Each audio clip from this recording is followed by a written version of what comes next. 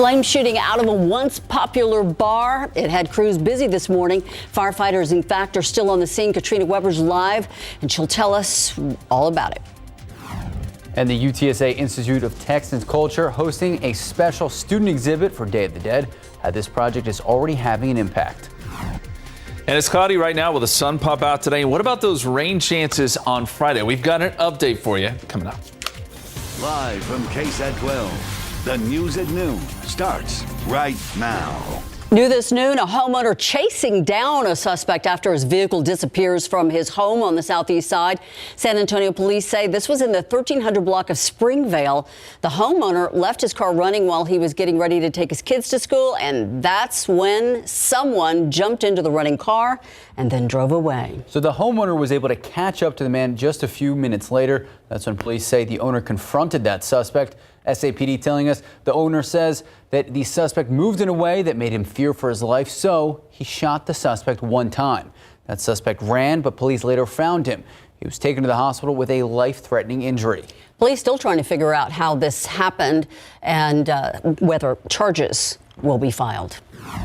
Also today, San Antonio firefighters having to rescue a man who fell 20 feet into a hole at a north side construction site. Workers laying pipe at the site in the 100 block of Interpark Boulevard, and that's when the man fell from the top of a trench into a hole and onto some large pipes. After rescuers freed the man, he was transported to the hospital for treatment.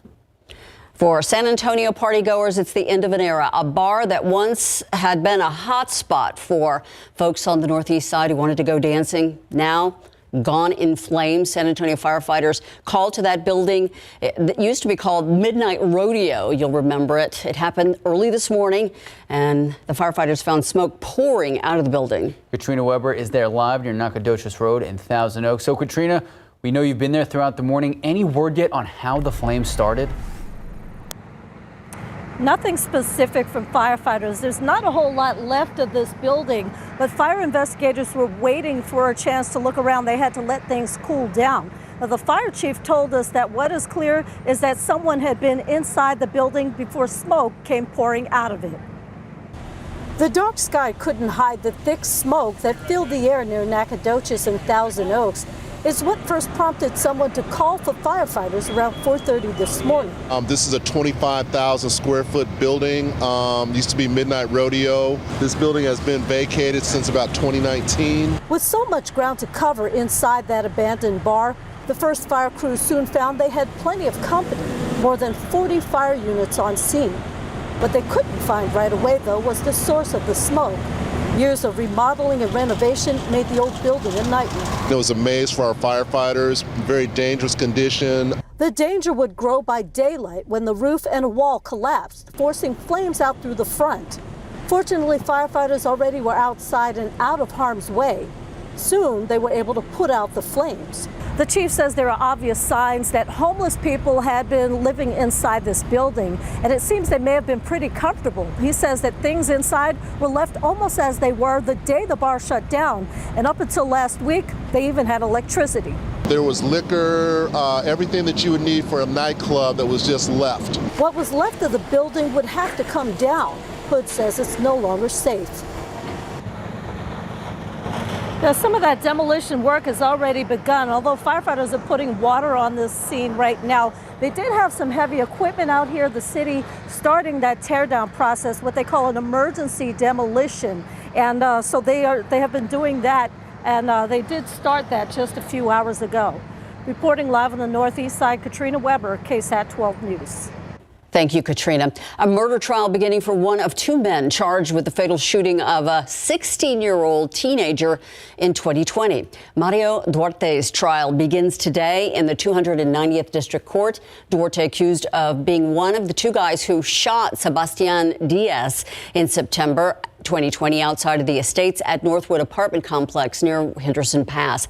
According to the affidavit, at the time of the crime, security footage showed that Diaz was driving to the front of the complex, stopped near the office, and then a few minutes later, Duarte and another man, Julian Vera, were seen walking to his vehicle and then opening fire. Duarte, who was again a young teenager at the time, was later arrested along with Vera. Found guilty, Duarte is facing 5 to 99 years or life in prison.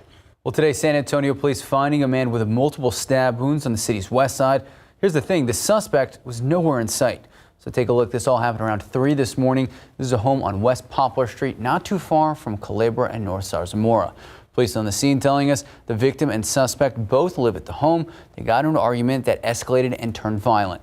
That victim stabbed in the stomach, his legs, and his arms. Right now, we are still waiting to learn the latest on his condition. Early voting continuing today, but have you voted? Because right now it doesn't look like too many people have. So far, the election has not brought out the turnout election officials expected. The numbers are down from 2018. They're down about 13%. And so that sort of surprised us because, like we talked about last time, our registration numbers went up by 11%. There are still a few more days of early voting left. The Bexar County Elections Office says those actually are typically the busiest days, so those low numbers could spike up. Election day again Tuesday, November 8th. And you can see a list of voting locations on KSAT.com. All you have to do is scan the QR code you're looking at. It'll take you to the Vote 2022 section of our website. And there you'll also find information on the candidates who are running for office. Well, a high-profile contest on the ballot in Texas, the race for governor. Both candidates have made stops all around Texas. During one of those stops, our Steve Spriester sat down with Democratic challenger Beto O'Rourke. You can watch that interview tonight on the Night Beat. Incumbent Governor Greg Abbott meeting with voters here in Bexar County last week. And we have more on his stop on KSAT.com. UTSA has a course, and it is diving deep into the history of Day of the Dead. It's created an exhibition at the Institute of Texan Cultures in downtown San Antonio. Tiffany Huerta showing us the different elements you'll find inside this interactive exhibit. Learning about the ofrenda, how each layer symbolizes something different, it brings you a new perspective, of what the history is. UTSA student Ricardo Ayala is part of the UTSA Honors College Day of the Dead seminar class that created this space. Throughout the weeks of September, we started planning. The students build an altar known as ofrenda and other traditional elements for the exhibit at the Institute of Texan Cultures called Recuerdos Eternos, a journey back home. Professor Allegra Lozano says it's the 5th year the university has offered this seminar class that teaches about the Day of the Dead. It's all about the history, the commercialization, the globalization, the rise in popularity, but it's also about death, dying, and grieving and the perspective of it through the lens of Day of the Dead. The exhibit is interactive. Here they have El Árbol de la Vida, the tree of life, where someone can come and get a leaf, write the name of their loved one, and then someone will place it on the tree. With this exhibition being interactive, it's a way for them to maybe learn about something that they don't see as often as we see it here in San Antonio. The exhibit is open until Saturday. Lozano says the class is having an impact on students. A lot of students have made comments to me that it has really changed their kind of perspective and changed their life. Several students have said now that they are more engaged and practice it more on a yearly basis. Tiffany Huertas, KSAT 12 News. Well, San Antonio tradition is back in person. The Raul Jimenez dinner taking place later this month. Registration already underway. It officially started this morning. Now, during the pandemic, organizers had to pivot. They actually delivered meals to people's homes. This year, thousands of people will come together once again to have dinner at the Henry B. Gonzalez Convention Center. We're very honored as a family because obviously there's a great need. When it started, my dad served about 100 senior citizens, and now we're getting ready to feed 25,000 individuals. So obviously this is very important. It's not just a meal, it's a feast of the heart. It helps and nourish the soul. It helps people feel like they belong. So we're very grateful to everyone for coming together. The Raul Jimenez Thanksgiving dinner started back in 1979. Bless you. Since then, they've been serving senior citizens, underprivileged families, and individuals who've been experiencing homelessness on Thanksgiving Day here in the Alamo City. All right, if you're an Astros fan, look away. The Phillies beating the Astros in Game 3 of the World Series last night. But this guy Alec Boehm making some cool history. Larry's going to join us later in sports. A series of high-stakes tit-for-tat moves continuing on the Korean Peninsula. Another missile launch. Why it is leading to worldwide concern.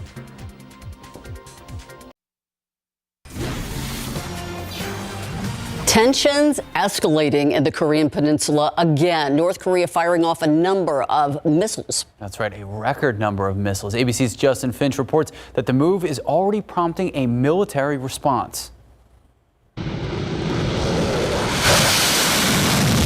South Korean Air Force fighter jets taking off on a mission, firing 3 missiles into North Korea's East Sea waters. The South Koreans saying it was a resolute response to a record number of missiles launched from North Korea into its territorial waters. Pyongyang firing at least 23 ballistic and surface-to-air missiles Wednesday. ABC's Matt Gutman in Seoul. This is the first time that North Korea has fired ballistic missiles deep into South Korea's territory. It landed about 15 miles inside its territorial waters. It's also the first time that North Korea has fired this many missiles. North Korea blasting off those missiles from its east and west coast. The rockets landing close enough to set off air sirens in South Korea, sending civilians scrambling into underground shelters. The Pentagon saying the missile launches highlight North Korea's reckless behavior. These new tensions between the two Koreas coming after the U.S. and South Korean Air Forces began 5 days of military air drills Monday. Amid concerns North Korea could resume nuclear testing, which it has not done since 2017. The North Korean missile launches come as South Korea is in mourning after its largest disaster in years. More than 150 people killed in a Halloween crowd surge in the capital city, Seoul. The White House is insisting the U.S. has no hostile intent towards North Korea and will keep working with its allies to curb North Korea's nuclear ambitions. Justin Finch, ABC News, Washington. We want to look outside with live cam. It was, it was well, but this morning it kind of felt a lot like fall. Very cloudy and a little chilly. Justin, we've been waiting for the blue skies and the sunshine. Looks like it's here. There it is. Yeah, it's going to show up for a little while today, but over the next couple of days, expect more clouds than sun, and then we wait for our next chance of rain on Friday. But the new models aren't so promising when it comes to rain. I'll explain coming up. The aquifer is down 0.5 of a foot to 633.7. In your pollen count, molds are down today, but still in the moderate category at 630. We'll take a look at the 7-day coming up.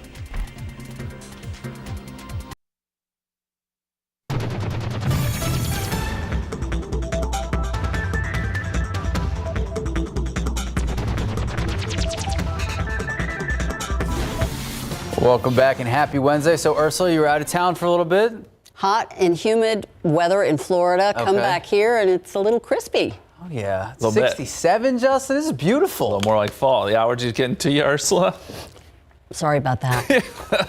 That's what happens when you come back to San Antonio. I tell you, it hit me, as soon as I got into town, suddenly the allergies were back. That's how it goes. But at least we have some beautiful weather. It is pretty nice. It is fall-like out there. Started off that way. Had some fog this morning. Now the blue sky is starting to show up. So let's go outside for you. There it is. There's a look over the airport. And yeah, it's nice. 66. Now it's still reporting cloudy skies, but obviously that has changed. 59 the dew point. We have easterly winds at about 6 miles per hour. Temperatures are in the 60s and now a few 70s starting to show up. 73 down there in Pleasanton, 70 Port SA, 70 Divine, 66 Comfort, 63 right now in Kerrville. Your KSAT 12-hour forecast. We'll call it partly cloudy. It'll be a mixture of sun and clouds today, kind of off and on cloud cover, but 73 by 2 o'clock, 75 by 3 p.m., 76 at 4 o'clock. And that's probably our high temperature. But temperatures won't come down much tonight because we get the clouds filling in. It tends to keep temperatures up, and notice by midnight, we're starting to add in a very small chance of rain, probably in the form of some drizzle, maybe some fog again tomorrow morning for the commute. We saw that yesterday, or saw that this morning. We'll likely see it again tomorrow morning. Here's a look at the satellite picture, and this really does tell the story. So our visible satellite image has been kind of giving us all the details this morning. We noticed some of the fog out there. We've still got some low clouds out west around Uvalde and Eagle Pass, but breaks in those clouds around Lakey. Seeing some breaks here around San Antonio right now. Where we see more breaks in the clouds, that's where we'll see some slightly warmer temperatures today. A little closer look here at Bear County. And we were seeing some blue skies right over to the airport. There it is, still cloudy on the north side, but everyone else seeing partly cloudy skies at this point. So let's zoom out and look at the big picture here. We had one storm system move through, brought us a little bit of rain yesterday. That has since pushed east and now producing some light rain in parts of Kentucky and West Virginia. That'll move away. That's our last system. We're kind of in between systems right now, but we can see our next one starting to gain strength here. Nice trough out west. We've got some snow in the higher elevations of the Rockies. This digs south and moves into North Texas, and that's enough to give us at least a chance for rain. But as it often is with us, it moves far enough north to where we'll just be on the tail end of things, and that means our rain chances aren't as great, or at least the rain totals won't be as great as we initially thought. And I'll show you what that means. Futurecast by today, 6 o'clock, just partly cloudy skies. And then by tomorrow morning, we mentioned some of that fog and light shower activity. There it is, 20% chance. Look for some patchy fog around the area. And then by Friday morning, same story. We do it all again. Friday is where we start to see some changes, though. Here comes our front. This is 5 o'clock around dinner time. Not seeing anything yet. But by the time we get into, say, 7, 8, 9 o'clock, that's where we'll start to see some showers and storms form along this front. And it is going to be a very close call here in San Antonio. These storms will build south along the front, but will they build south quick enough to where San Antonio gets rain? Still in question. We've got a 40% chance of rain in the forecast. The other thing we have to watch here is the threat for a few strong storms. And I think that's especially the case as you go east of San Antonio. We'll keep that 40% chance going through about 10 p.m. and then this all moves out. We clear out on Saturday. It's a little windy in the morning, but by the afternoon should be beautiful Saturday and Sunday. Severe weather risk on Friday. On a scale of 1 to 5, we're talking about a 2 here. The area shaded in darker pink. And this is where we could see some of those stronger storms, and it will all be about timing. Again, where those storms initially develop along the line. I think strong gusty winds, the main threat. So here's what to plan for. Evening, thin line of storms Friday, 7 p.m. to 11 p.m. Not much rain out of this. What we're watching for, small window of severe weather, gusty winds, the main threat. This could affect Friday night football, but if we see any delays, it should be brief. And again, that's on Friday. Next couple of days, we're just talking about a 20% chance of rain with mostly cloudy skies. 77 on Saturday. Don't forget we fall back. So we head into Sunday, 81 and sunny, and then another small chance of rain on Monday. And right now, it looks like we've got pretty good weather for Election Day, guys. All right, Justin Horn, thank you so much. Speaking of the possibility of rain, the Spurs have been raining down threes recently. And they've been playing some pretty good defense, pushing the pace, and that's part of the reason why the Spurs are just off to such a hot start. So they have won 2 straight. Tonight they take on the Raptors, and Josh Richardson is going to talk about the Spurs' hot start. Plus, in big league baseball, well, the Phillies hammered Lance McCullers Jr. big time. Coming up.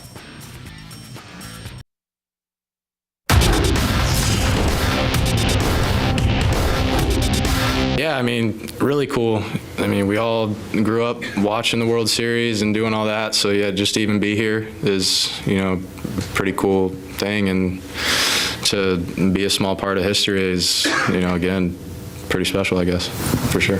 Special indeed. Phillies third baseman Alec Bohm hit the 1,000th home run in World Series history last night to help his club beat the Astros in big board sports. Winners of 2 in a row. The Spurs will put their streak on the line tonight when they host the Toronto Raptors. The Spurs will be shorthanded in this one because Keldon Johnson, Isaiah Roby, Devin Vassell, and Blake Wesley are all out with various injuries. But Jeremy Sohan, he is available. At 5-2, the Spurs are off to a surprising start. And this morning, following shoot-around, Josh Richardson explained why. We don't really play just through like one guy. Like we don't have like a superstar. Everybody's very unselfish. We play with a lot of pace. I mean, it's tough to guard when everybody can really, you know, be a threat. So when you got a team like that, I think it's always dangerous. Spurs rookie guard Blake Wesley is out for the next 6-8 weeks because the first-round pick has suffered a grade 3 sprain of the medial collateral ligament of his left knee. The injury occurred during the second quarter of Sunday night's 107-98 victory against the Minnesota Timberwolves.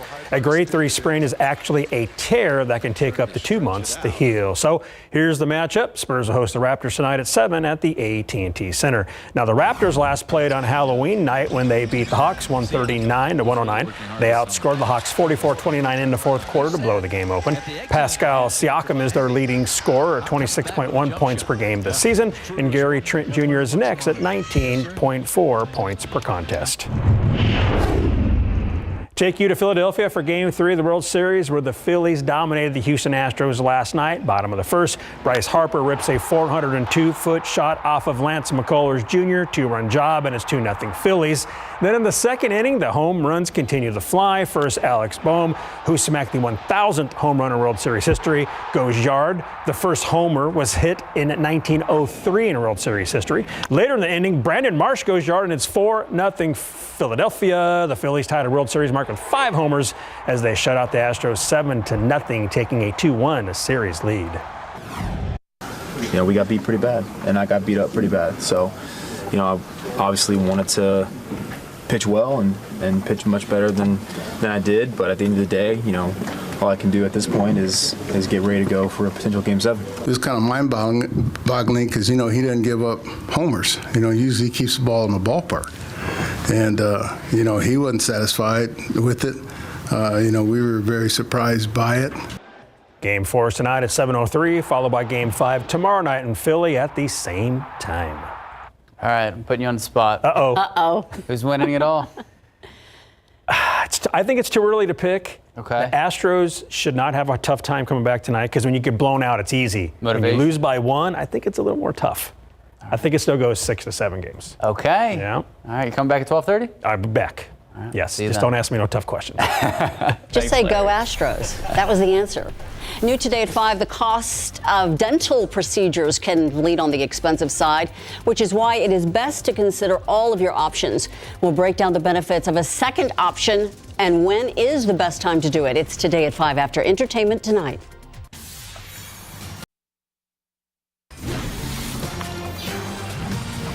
An RSV vaccine for older adults now in the works, and this could change things. It's the first time it's been tried. For most people, RSV causes cold-like symptoms, but then it can cause severe illness in older adults and young children. Now the pharmaceutical company GSK announcing that the FDA accepted its application for an RSV vaccine for seniors. The FDA agreed to give the vaccine an expedited review and says it'll announce a decision by early May. Also this week, Pfizer announcing positive results in a recent study of its own RSV vaccine for babies. CVS, Walgreens, and Walmart have tentatively agreed to pay at least $12 billion to settle opioid lawsuits.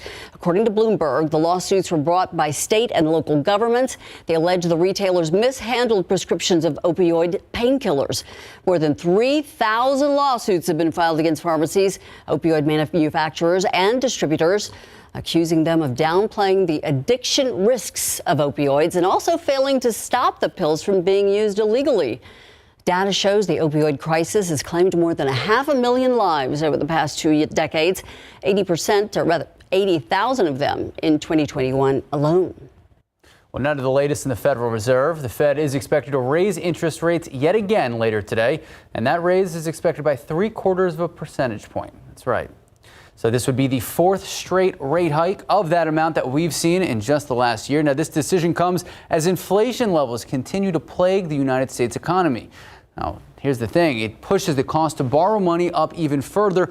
And that means mortgage rates, they're going to get hit to an almost 20-year high. The inflation is triggering a concern of a possible recession. Now, the Fed Chair Jerome Powell acknowledging these concerns, but also saying that persistent inflation, well, if it's left uncharted, that inflation could bring greater economic injury than a recession. And the Fed, not done yet, it's likely to enact another 0.5 percentage point hike in December. We're going to take a live look outside with live cam. Ooh, so nice out there, and the sun is out too. Look at that, Justin. It is beautiful out there, under 70 degrees. Is this going to last?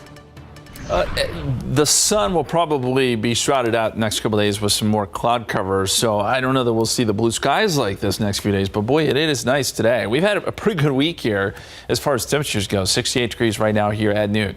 Weather headlines, here's what we have to look forward to. We'll continue to see some off and on clouds today. And then as we get into the next couple of days, we'll be looking at drizzle and fog, especially in the mornings, and then plenty of cloud cover during the afternoon. And Friday, there is a small window for storms, so we're not looking for much rain out of this. It's unfortunate. I mean, we could add to our rainfall total for the year, but I don't think it's gonna be much. And we were hoping for much better outcome there. 69 degrees right now. Dew point is at 59. Northeasterly winds at about 7 miles per hour. And as we look at the live radar, there are a couple very, very light showers as you get down closer to the coast, places like Kennedy, Victoria, Beeville. That's where we could see a sprinkle or two this afternoon. Again, it's not going to be much more than that. And here in San Antonio, we're not seeing any returns on the radar. There's a satellite picture. So you see the breaks here around San Antonio. That's why the sun is out. Breaks around Pleasanton, Hondo, into the hill country. But clouds still holding Eagle Pass, Del Rio. And then you get south into Beeville and Victoria, still cloudy there. 73 in Pleasanton with the sun popping out. 70 in Hondo, 63 Kerrville, close to 70 here in San Antonio. And 67 at Randolph, 67 over there in Seguin. Rain chances, 20% chance going into tomorrow night and Friday. But we bring it up to a 40% shot Friday night as that front comes through. And we'll talk more about the timing on that, how it may interrupt Friday Night Football, too. That's coming up here in just a bit, guys. Thank you so much. Black Friday deals seem to be rolling out a lot earlier than ever. And spotting a good sale can be tricky because there's so many of them out there. How to make sure you're getting the best prices. And the UIL volleyball playoffs are now underway. The first night seeing a lot of great matchups. Larry's going to join us again. He's going to have later in sports. Now to holiday travel. It's just about to start. And pilots at two of the biggest airlines are threatening, though, to walk off the job. It's not the only issue that could affect your holiday travel plans. We'll explain.